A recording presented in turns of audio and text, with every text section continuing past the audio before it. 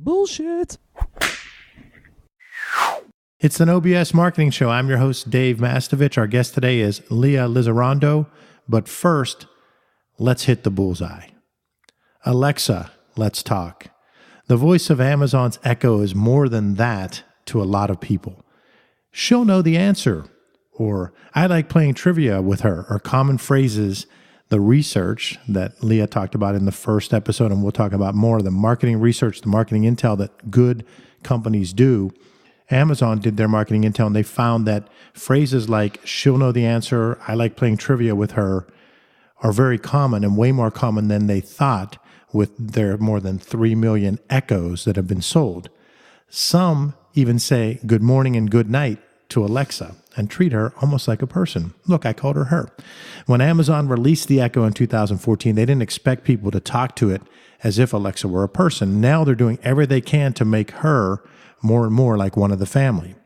This voice-first movement, led by Amazon, Google, and Apple, focuses on conversation-based systems that could change how we use technology. Amazon tracks and studies all interactions with Alexa, and they saw an opportunity in our desire to treat Alexa like a person. The company's working to give Alexa a likable personality, making her voice more human, and incorporating witty responses. So Leah in the first episode talked about how Procter & Gamble and Colgate do all these studies, even how Tide smells and how other detergent smells. That's what they're doing with Alexa, trying to make her voice more human and incorporating the witty responses, which Siri also has some of the witty responses. So Google and Apple are striving to make their voice interfaces more personable too. Each company's ultimate goal is to create an emotional connection with users. Those connections will only increase because any device with a chip can also have a microphone. Think about that. Just about any device could connect to our work with another one. So voice-first technology could become part of our every minute, everyday activities. Amazon's Echo was built on and continues to leverage marketing intel. The company also knows and listens to its target markets, creating a more human voice that people relate to. Alexa, can you say, hit the bullseye? The NoBS show is brought to you by Audible.com. Get a free audiobook download and 30-day free trial at audibletrial.com/NoBS. Try a book like The Power of Habit, Why We Do What We Do in Life and Business by Charles Duhigg. You can download it for free today at audibletrial.com/NoBS. Over 180,000 titles to choose from for your iPhone, Android, Kindle, or MP3 player. Our guest today is just flat out awesome at marketing and marketing intel and understanding the customer and defining target markets. She's at the forefront of the food revolution in Pittsburgh. Leah Lizarondo is a nationally recognized writer, speaker, and food advocate. She's the founder of the Brazen Kitchen blog, where she advocates for food, health, and innovation. She's editor-at-large for Next Pittsburgh, and her really big passion project right now, she's the co-founder of 412 Food Rescue. She has a 15-year track record of leadership positions with global corporations and nonprofits. Leah, welcome to the show. Thanks, Dave. You started off in episode 1. We'll recap very quickly and then dig back into what you were talking at the tail end of episode 1. You grew up in the Philippines. You went to college, business and economics major. Great internship at Procter & Gamble, which set the tone for your marketing career. You have the marketing instincts and the marketing passion. You move into Colgate for a number of years. You then segue over into the technology space, get a master's at Carnegie Mellon, go to New York City, work with a company called Catalyst, targeting women, getting more women in the C-suite.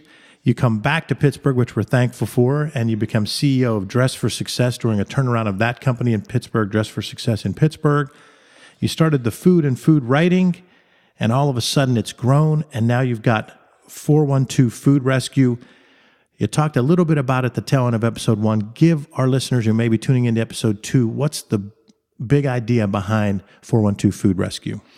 Right. So the 412 Food Rescue is basically a direct response to the fact that we waste 40% of our food. That's a scandalous percentage of food. Staggering. Yes.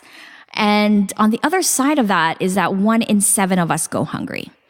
And so for me, this is interesting in many ways. The first is that really this problem is here because it's a logistics challenge, right? So everything that interests me in business and operations, is kind of challenged by that. But also it's a moral problem. It's a moral problem because we can't be throwing away food when a lot of people can use this food who don't know where their next meal is coming from. So, the logistics problem for me can be answered by, technology. It's a lot about how you structure communications and information access. And then, the moral problem is, something we can respond to with the help of everyone's desire to do good. So you taught me in the first episode, and hopefully our listeners, when you say that the food is wasted, you walked through how this doesn't mean that you're going to dumpsters and pulling out food. Right. That there's all this food that is actually still usable, but we have these dates. So talk about that again quickly for the audience picking it up here. Right. So one of the biggest causes of food waste is that the confusion in the market on date labeling.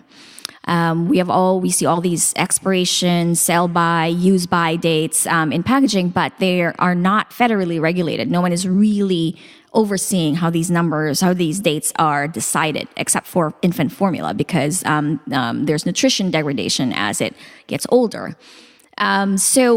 Because of all these confusion, consumers don't want to buy, a product that says, it's 1 week away from sell by even, because they think that when it reaches that sell by date, it's bad.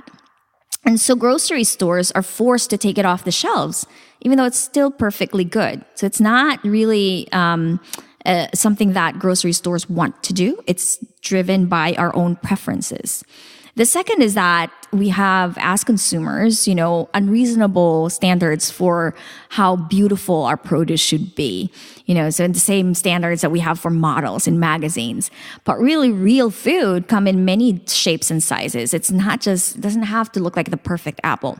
So because consumers don't buy this food, when a grocery store receives less than perfect looking food, they have to reject it because they are running a business. As someone who came from business, I understand this impetus as well.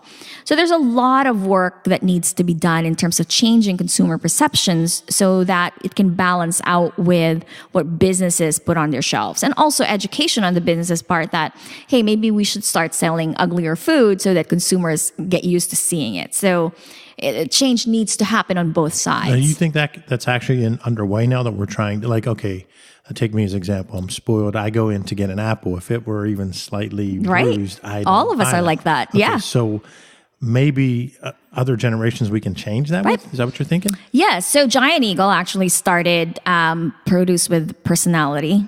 And they put in a special kind of display with produce that are kind of stranger looking. And they're starting that education. At the same time, Giant Eagle is one of our biggest partners. So they work with us so that none of the food that is, that are surplus for them, goes to waste. And our food rescuers rescue that from Giant Eagle every single day and donate it to nonprofits.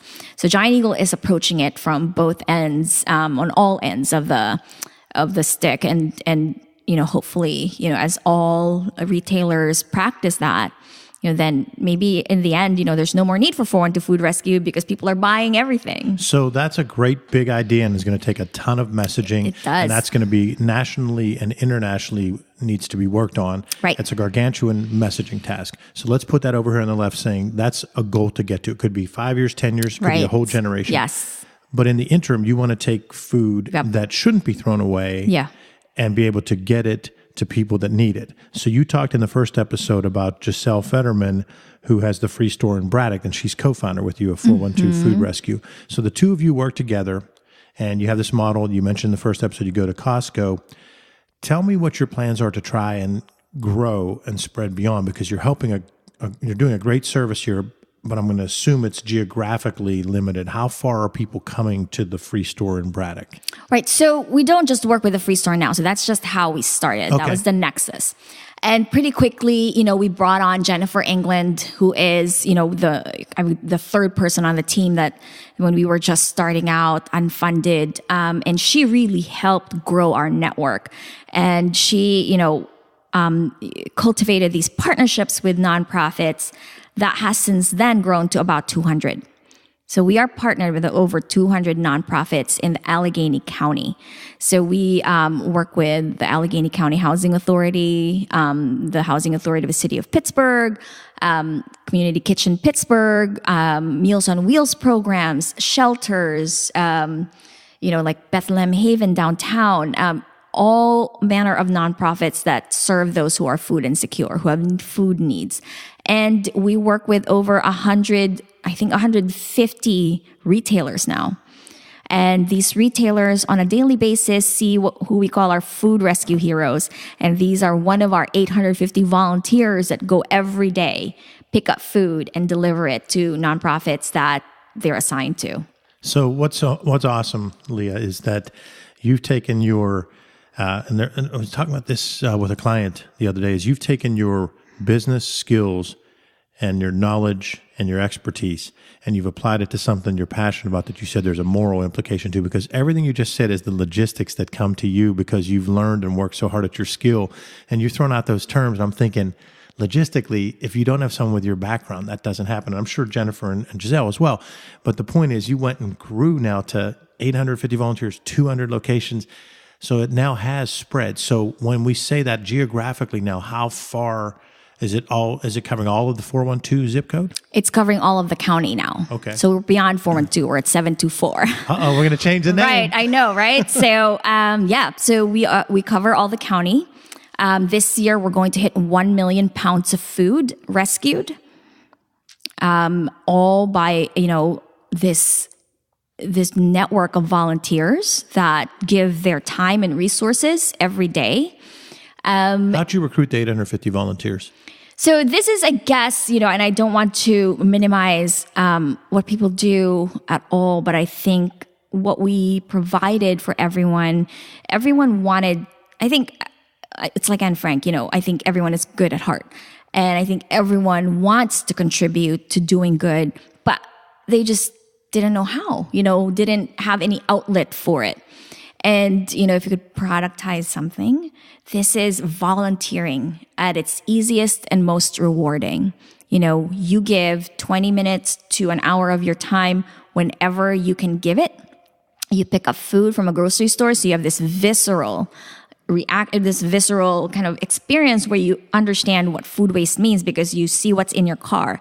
You pick up 3 cases of vegetables and fruits or fill the back of your car with bread, and then you go to a nonprofit and see people who love to receive it, who are so grateful because now they don't have to buy that food.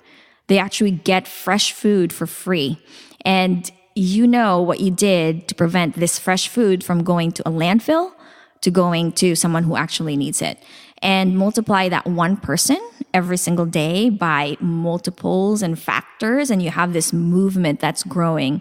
And we've provided people with that opportunity that they've always wanted to have. And I think that, and they spread the word. That's what social media is good for. Well, let's spread the word now. So let's say that I live in the South Hills. So let's say I want to do this. Yep. And I want to get the feeling you just said. It sounds like it'd be awesome. You feel like you're helping. Right. But I also, in my mind, perceive myself as busy. I'm not saying that I am. Yeah. So everyone is. Let's say I go to do I go to the South Hills Village Giant Eagle? And is that where you live? Yeah. Okay. So I go there, and what do? So, say Dave signs on to be one of our food rescue heroes, and he says, the South Hills Giant Eagle is very convenient for me, and typically passing, I could probably do once a week where I would just, make a kind of detour and just send it to pick up the food where it's very easy. It's always like almost at the entrance and you get it and you go back to your car and you load it. And then the nonprofit that we assign you to is probably not very far from the South Hills Giant Eagle. And it's probably on your way home, and you will drop it off and go home. and maybe, take a picture for us and share it with your network so that you can help us spread the word and tell people what you do for like 20 minutes to an hour of your time once a week, maybe even once a month. So I'm going to do it, but I want you to tell, and we'll put this on the show notes as well, but I want you to tell me where to go. Walk me through like the person I am that needs help. Right. Walk me through it so our listeners hear, then we'll put it on the show notes as well. Where would I go first? So if right now you can go to our website, our Facebook page, and every single day you'll see posts. Volunteers needed, South Hills Giant Eagle to the South Hills Interfaith Ministry, which is one of our closest partners. And, by, 7 p.m. And you'll see that and you'll say, hey, I'm not doing anything today around that time and I'm just going home. I'll just make a, detour and do that. So you'll say, I'll do it. They'll say, Dave, that's great. And we'll send you a message and we'll give you clear instructions and you'll do it. Very easy. You pick up, you deliver. That's it. Pretty soon we're going to come up with an app. What if someone says, I don't use Facebook? So when you don't use Facebook, a lot of our exchanges happen on social media, whether Facebook or Twitter. Okay. But sometimes if we have extreme emergencies where we haven't heard from anyone, which is extremely rare, we do have a mailing list of people that we email and say, tomorrow we need this to be picked up. Can you do it? Mm-hmm. And we reach people that way too. But this cannot scale without easy communications. Yes, I agree. Right. So, you have to have, a lot of our volunteers have social media or a smartphone. I think we're covering about, I don't know the exact number, probably 94% of the population. Mm-hmm. And that's just a number I pulled out of my behind. And we are coming out with an app to make it even easier because, not everyone is on Facebook, but almost everyone has a smartphone. Yes. And so the app we're launching is called we call it the Uber for Food Rescue, where you sign on and you tell us when you want to get alerts, which is when you're available as a driver and where, if you want just downtown or the South Hills. And then if, a rescue becomes available within the time frames that you're free, you'll get an alert on your phone. Okay. So this is awesome because what it does is you don't have to have, because here's what I end up doing. I'm sure there's others. I want to go and give back. I want to help a community organization. And then when they ask something that doesn't work for me, I feel tremendous guilt when I can't do it. This is just like Uber. 20 people get the alert in the South Hills and one of us picks it and covers it. Right. Okay. When's the app come out? So the app is coming out next month. It's actually in the last stages of its alpha and it's going to be in the stores soon. That's great. Yeah. The No BS Marketing Podcast with Dave Mastovich is brought to you by Mass Solutions. Put our 3-step No BS process to work for you. Visit masssolutions.biz today to take your marketing to another level. It's all about bold solutions, no BS. We're with Leah Lizarondo, the 412 Food Rescue co-founder on the No BS Marketing Show. But I have to go back and make it a little bit about you because I want to ask you a question. Other than family members, who were your mentors and how they impacted you? I think my biggest mentors were my bosses at Colgate-Palmolive, who up to now I keep very close touch with. And really, it's from them, that I learned what it takes to, to deliver something. It's really the discipline of my work ethic comes from them, and understanding what it takes. And I've taken that through all my life. Yeah. When we talk on the show about mentors, a lot of guests will say they had multiple mentors, and they'll even say, this one was really good at this type of leadership. This one was good at time management. Is it similar for you that you had multiple ones that serve different types of things to help mold you? Yes, right. So my marketing director at Colgate-Palmolive, he really gave me the appreciation on the skill of marketing. And my first immediate boss, who really gave me how, the first inspiring look at how you manage people, right? She really managed people well. Everyone loved her. I can only aspire to that. Maybe Amazon will work on me and give me a personality. So she actually, I just had lunch with her in New York City a couple of weeks ago. So those two really taught me kind of foundational stuff. And then when I worked for a consulting firm called 0 to 5 after Innovation Works. And this was, the first small company I worked with, the first startup working with startups. And I think the founders of 0 to 5 really made me understand what entrepreneurship was all about. And again, how different the demands on people are when they are entrepreneurs. And that was really inspiring to me. Mm-hmm. Yeah. Yeah, it's amazing with when you get those different types of mentors. And I particularly like the one you're talking about with entrepreneurs, because I try to bring that to anyone that works at Mass Solutions, and even my sons. I think my sons will have been exposed to entrepreneurship throughout their entire life, and it might make them not choose entrepreneurship. But I think that it's such a noble profession and can have so much benefit on yourself and the community that I like hearing that you said that those guys mentored, not guys, I mean that university. Right. Those folks pushed you towards understanding entrepreneurship. Yes. Yeah. Well, now I'm putting you on the spot. So talk about a learning experience when maybe you were a BS employee, a tough boss, or your communication wasn't what it needed to be. Looking back, when do you think you might have been guilty of some BS? What'd you learn and how can it help our listeners? I think when I was transitioning from, big Fortune 500 to, 0 to 5, which is small, as I said, really startup firm, it's kind of getting its legs and its first employees. And I know I speak very highly of P&G and Colgate. The other side of that is because you're dealing with so many people who are so ambitious, and there's this clear career path where some people you have to just dog eat dog world, right? You have to overtake some people to get to the next level. So while it was collegial, it was also very competitive. And sometimes in a lot of ways, there was no time for BS in meetings. People cut to the chase. There's no good morning, may I please, interject. It's like, that's bullshit. How are you going to do that? It's just, there's a lot of that going on. And I internalize a lot of that.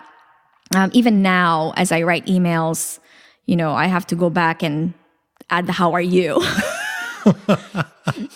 Ex post facto, it's like, and during this time, I was transitioning and I was supervising this woman who just graduated, and I asked her to do, market research, right?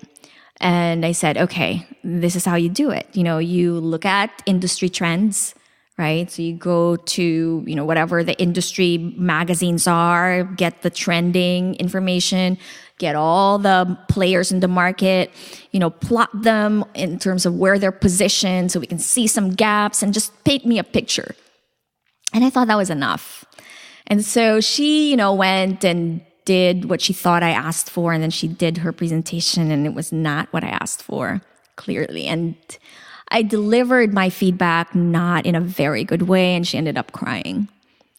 And so you were blunt. Very blunt, very, disappointed. Gee, I've never seen that in my office, in my career. Right. So and you just and in Colgate, you just have to take it, and have.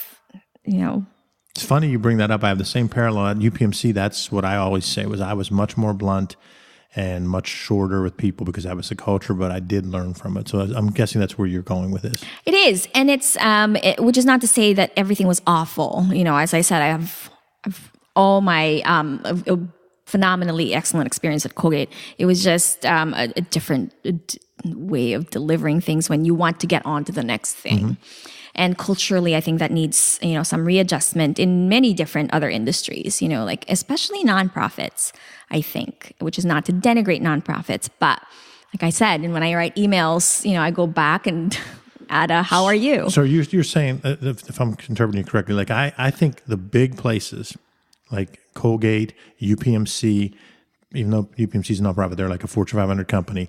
I think those big ones do have the resources. I had the money to do research and marketing intel that I will never have again, the production of the creative. But there is a downside, and that downside of those bigger companies is there is much more bluntness. There is much more I got shot at from the grassy knoll was my phrase all the time, because I knew I was ticking people off and they behind the back shoot at the grassy knoll and so forth. When you go the other end, I found working with nonprofits as clients, and the old original George Bush used the phrase kinder, gentler. They definitely are, but I think there's also maybe they need to move a little bit more towards the bluntness. There might be some of that. Is that what you were kind of going with that? I don't know if that's exactly the right direction it should go. I think that I have matured a lot as a person, understanding that, the people I work with are people, who are working for something other than, reaching the pinnacle of, being global marketing director or regional, whatever. That there's these set levels that's really, when you level up in a big marketing company, the steps. But in smaller, more agile companies, there's no levels. It's not like that anymore. In fact, organizations themselves have evolved into matrices, and there's, it's not quite so old school anymore. There's different, more interesting goals. Mm-hmm. And with that comes, a changing approach to how you manage people and work with people.